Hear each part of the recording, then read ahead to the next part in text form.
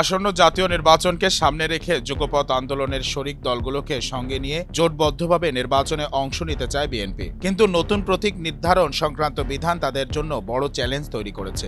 গণপ্রতিনিধিত্ব আদেশের আরপিও ২০(১) ধারায় সংশোধন আনা হয়েছে। জোটে থাকলেও প্রতিটি দলকে নিজস্ব প্রতীকে ভোট করাতে হবে। বিএনপি মনে করছে এই বিধান ছোট দলগুলো জয়ের সম্ভাবনা কমিয়ে দিতে পারে, কারণ ছোট দলগুলোর অনেক প্রার্থী দীর্ঘদিন ধরে ধানের শীষ প্রতীকে লড়াই করে আসছেন এবং এটি তাদের জয়ের একটি বড় ভরসা ছিল।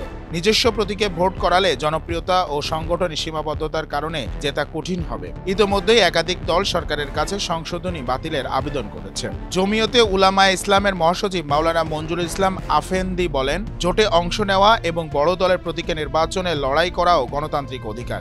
এনডিএম চেয়ারম্যান ববি হাজ্জাজও বলেছেন, সংশোধনী গণতান্ত্রিক পরিসর সংকুচিত হয়েছে। বিএনপি নেতারা বলেছেন, প্রতীক সংক্রান্ত এই পরিবর্তন জোটভুক্ত শরিকদের মধ্যে উদ্বেগ তৈরি করেছে। বিশেষ করে জামাত সহ কিছু দল নিজেদের প্রতীকে লড়তে চায়, যা নতুন পরিস্থিতিতে তাদের পক্ষে যেতে পারে। বিএনপি ছোট দলগুলোর সঙ্গে আলোচনা করে আরপিও সংশোধনী পরিবর্তনের জন্য সরকারের উপর চাপ দেওয়ার পরিকল্পনা করছে।